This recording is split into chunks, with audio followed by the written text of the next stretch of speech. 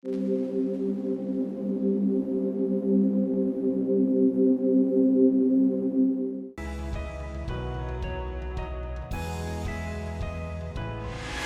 of my life, I mean, I'm very happy today, but most of my life I was extremely unhappy, literally from the age of about 25. When I started cleaning up my life, I mean, I couldn't even count for 10 years before that. It was miserable, so it was worse than unhappy. From 25 to probably 45, even when I was building my business, even when I was experiencing success, even when I had money, I was not happy because I didn't have anybody to share it with. I was looking for the right person, right? Last night, my wife said to me something that moved me so much, because I think this is what I always wanted in my life. She looked at me and said, "Thank you so much for making sure we have money."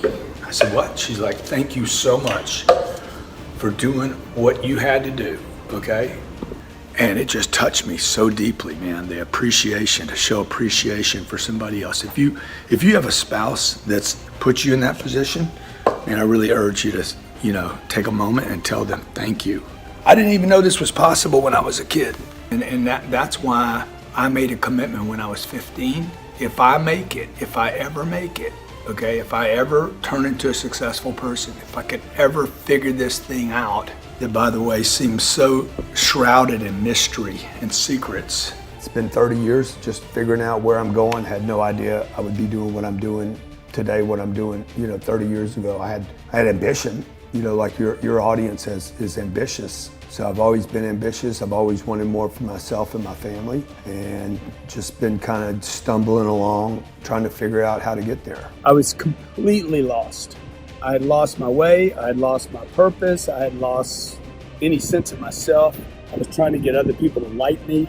Lost the idea that my dreams could become true. I don't even think I knew what my dreams were anymore. My life has been very, very hard, and I grew up in a good family, so I don't have anybody to blame. Nothing bad happened to me. I lost my dad when I was 10, and that really that impinged, really messed, kind of threw me off.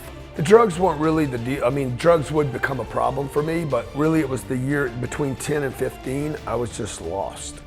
Every day lost, like bored, forced into the 7th, 8th grade, 9th grade, forced into the system. It wasn't good for me. I'm just trying to figure it out like everybody else. Hopefully everybody watching is trying to figure out how to get where you want to be. And unfortunately, in my life, where I wanted to be, where I'd set my targets, wherever they were, where I was broke at 25 and made a goal, or when I was 11 years old, and the decisions I was making when I was a kid, right? The targets that I set for myself were always, and probably still are, way below my potential. And you don't know that. You don't know that until you start having some wins in life, So it's really, I would just tell everybody, it's almost impossible to set a target that is in full line with your potential, that everybody underestimates what they're capable of doing. Yeah, you got to have some wins in life, So between the ages of 15 and 25, I had no wins. Everything was a loss. I mean, everything was like X. You start accumulating so many losses in life that it's almost like, even if a win came your way, I was at a point where I was sabotaging even wins. It's impossible when you're in that place in your life to make decisions about where you want to be. I've been preparing for 30 years, man. I've been preparing.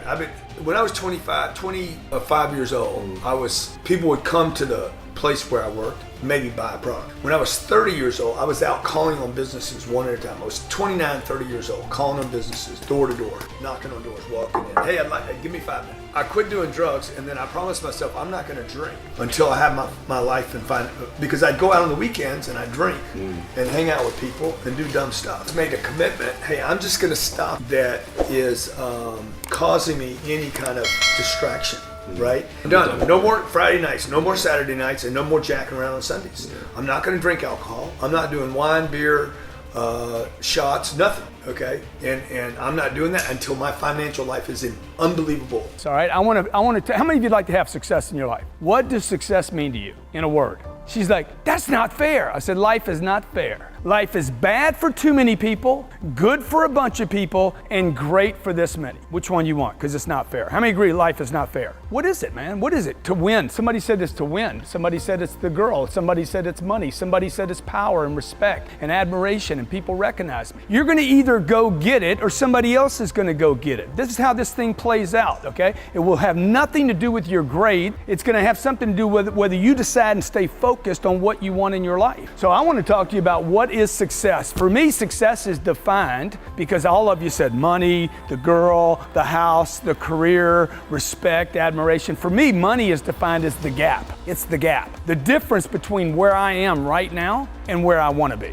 It's the potential, my potential, to get to the next level, okay? How many believe you have a greater potential than what you're using right now? Look, if you want to be in business for yourself and free, you must learn to dominate. You cannot compete. Okay? How many were trained this? Competition is a healthy thing. That message was not being delivered to entrepreneurs. That message was being delivered to consumers. There was somebody saying, look, the more oil companies we have, the better, because it's good for the customer. The more technology companies we have, it's not just Microsoft, the better for the customer. And inventions and improvements in products comes from competition. But if you're the one playing the game, you want to dominate the field. So look, here's the deal. I might be wrong in what I say. I might be wrong in the things I do in my life and the business that I started. My family's told me not to start every business that I've been involved in. Every one of them. Every one of them was a risk. Every one of them I had to take a chance. I remember my mom used to tell me, I wouldn't do that if I were you. I wouldn't do that if I were you. I wouldn't do that if I were you. I'm like, Mom. The thing that I notice first when I come here every time is that it's easier to talk about money. And so when I come here, I'm like, these people here want to talk about money. 4 hours the other day, just educating people about money, how it's changing, how to use money. And so that was very refreshing to be here and see how interested people were about changing what they know about money or don't know. And take all the money that you would have put in that house purchase, down payment, extra money, fixing it up, use all that money to improve your business and yourself so that you can get more money. So I see so many people here like, I'm gonna invest 300,000 pounds in a house to hopefully make $30,000. If you study wealthy people, they're mercurial, they're moving, they're mobile. They're not talking, Warren Buffett and Bill Gates do not talk about the home they live in. They talk about the places they're going to. They go meet money, they go meet wealth, they go meet connection. And those guys, even at the top of the food chain, at the very top of the food chain. See, my dad believed in buying a house. Grateful he did his thing so that I could be born, right? But if I'm gonna study one of those two guys, I'm studying Warren Buffett. When my dad died and I was 10,